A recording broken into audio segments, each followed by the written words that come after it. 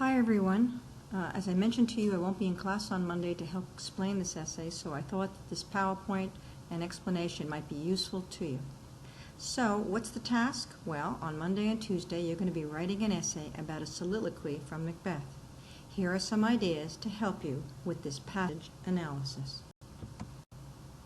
First, recognize that the essay is a passage analysis. It is not a discussion of the play Macbeth. So, I want to make sure that you do not include any background or information either about Shakespeare or about the play Macbeth itself.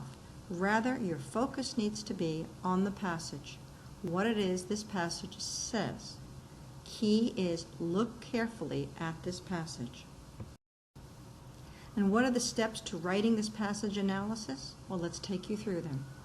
Before you actually look at the passage itself, it's usually best to look at the prompt. What are you being asked to explain or do? Second, here is where you actually stare at that passage and start thinking about it and start saying, what's going on here? Third is actually to do some writing, to annotate it. The most important thing you need to do is to look at its structure, its elements. Look for those things, those clues that can help you. Fourth is to write a thesis that addresses the prompt. Please make sure that you go back and check the prompt, that what you are writing, your thesis, answers all parts of it. Then outline your response. You have a clear indication of what you're going to do. Lastly, you write your passage analysis. So if you follow these steps, look at the prompt, look at the passage, annotate it, write a thesis, and then write your analysis. You should do great. So let's make sure we look at the prompt. The prompt is what is going to guide you. It's the question you must answer. Please make sure you see all parts of the question. An example of some passage prompts. It'll say something like, please examine Macbeth's state of mind. That's exactly what we did when we looked at the dagger speech. The prompt wanted you to focus on his state of mind. And the second one, another example would be, discuss a problem Macbeth faces and how he plans on solving it. In this one, you should realize that there is a problem. He's struggling with something, and he's considering the various options that he has, and he has to consider how he's going to solve it or address the problem. So, another question you might be asked is to discuss the obstacles Macbeth sees to his grand plan. He's going to say, hey, this something is getting in my way. This is a problem. So it's more than just a problem. It's something that actually stops him from getting where he wants to be. Please make sure that you look at the prompt very carefully, all parts. So here's a sample again. Please read the following passage from the play The Tragedy of Macbeth. Then in a well-organized essay, explain something, whatever it is they ask you to explain. They then usually say something like, you may wish to consider diction, syntax, or imagery, or any rhetorical or figurative literary device in your analysis to grasp the full meaning. This is a clue to you that you're not just looking at what he's saying, but how he's saying it. You're looking at what he's saying, but also how. It also says, please do not include any references to other events. Please focus on the passage alone for a passage analysis. So, let's look at the passage. You know that I'm going to be giving you a soliloquy, and that's automatically a clue already, because a soliloquy always has a certain discernible structure. It always starts with a question or a problem. It then follows with arguments, reasons, or a discussion of the problem, and the obstacles that he's considering to solve it, and it always concludes with a resolution, a decision. So you know that for Monday or Tuesday, you're going to be getting a passage, a soliloquy. You know in this soliloquy, it has a very clear structure. It's going to start with a question or problem that Macbeth has. It's going to follow with some arguments. He's thinking about this, he's thinking about some reasons, he's arguing with himself what I should do, why I should do it, why I shouldn't do it, the things that are bothering me, and he finally says, okay, let me conclude with a decision or a resolution. All right? Now you need to look at the passage and start writing. You're going to annotate it. So as you're annotating, you're taking out your magnifying glass and looking very closely. What is the writer saying? That is, what is Shakespeare saying in this passage that Macbeth is giving us in his soliloquy. And what clues, rhetorical devices, or techniques does Shakespeare use to help us, the audience, understand what Macbeth is saying? So remember, we're looking carefully at the passage and saying, what do I see? What is he saying, and how is he saying it? Look for those clues. Annotate it. Write it down. Let's look at a sample passage. This is from Lady Macbeth rather than Macbeth, but on Monday I'm going to give you one from Macbeth, and that's why I've chosen this one as a sample. Lady Macbeth says in her very famous soliloquy, after she gets a letter from her husband, she says, "Glamis thou art, and quarter, and shall be what thou art promised. Yet do I fear thy nature? It is too full of the milk of human kindness to catch the nearest way. Thou wouldest be great, or not without ambition, but without the illness should attend it. What thou wouldest highly, thou wouldest thou holily. Wouldest not play false, and yet wouldest wrongly win. Thou wouldst have great Glamis, and that which cries, thou must do it if thou have it. And that which rather thou dost fear to do, than wishes should be undone. Hie thee hither, that I might pour my spirits in thy ear, and chastise with the valor of my tongue all that impedes thee from the golden round, which fate and metaphysical aid doth seem to have thee crowned withal." This passage from Lady Macbeth is a soliloquy, and we know, therefore, that as we start to annotate it, it's going to have a very clear structure. First, let's divide it up. She says in the beginning, "Glamis thou art, and quarter, and shall be what thou art promised. Yet I do fear thy nature." The opening two lines are always the problem. So what is it?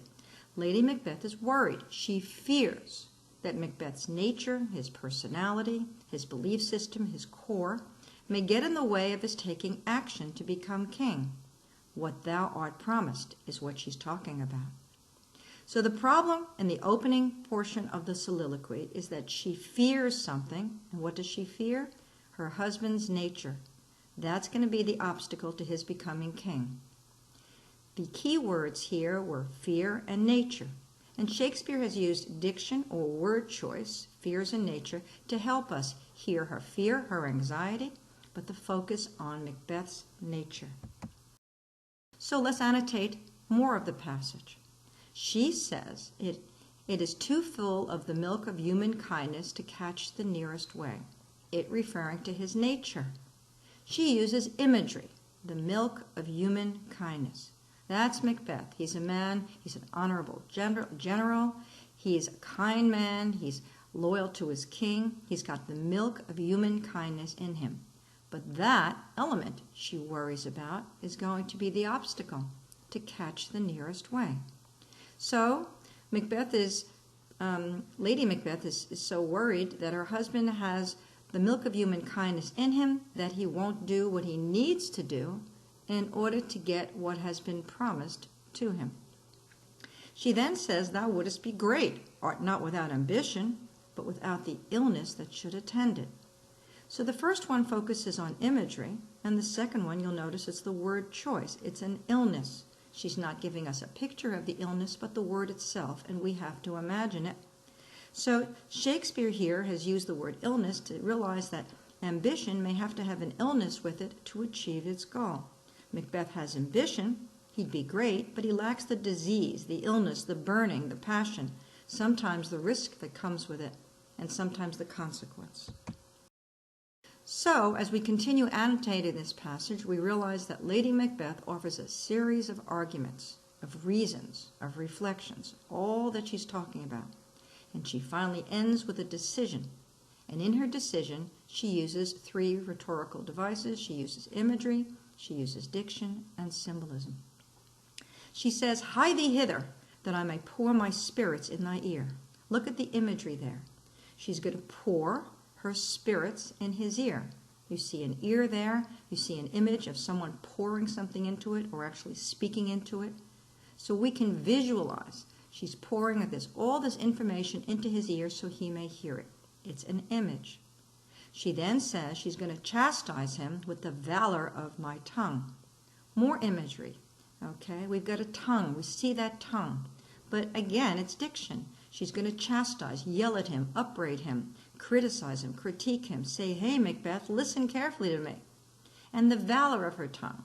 She's not going to use bad words or anything like that, but once again, she's going to give arguments that are going to convince him, the valor of her tongue, of her speech. She then says, I'm going to do all that. I'm going to chastise him. I'm going to pour my spirits, and all I'm going to be talking about are the things that are getting in the way from the golden round, which is a symbol of becoming king. And she says, all of this, I'm going to do, pour my spirits, chastise him, and try to convince him that these are the reasons that we have to take action, because fate and metaphysical aid have already crowned you.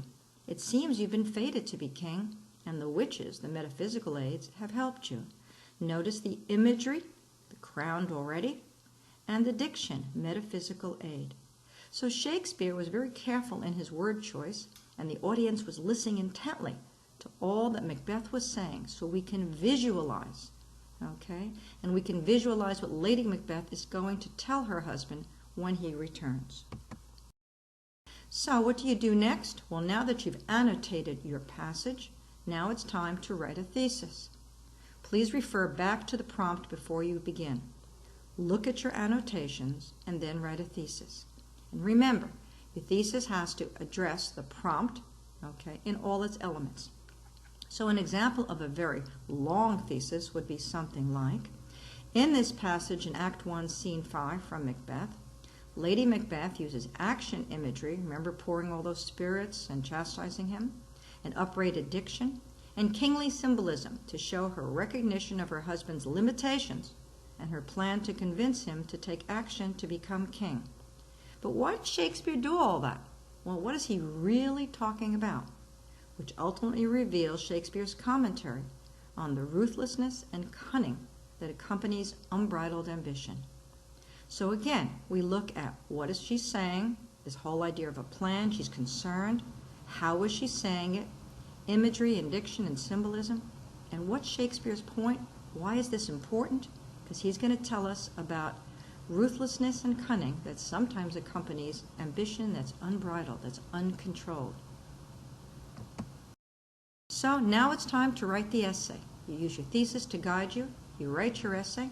Please make sure you include some selections from the passage or words or phrases as your proof, and explain these quotes or passages and what they mean, but most importantly, discuss the big ideas, the concepts, the themes that the passage presents. Make sure when you finish rereading your essay, you've addressed the what, the how, and the why of the passage. I hope this helps you write your essay on Monday and Tuesday, and I look forward to seeing you soon.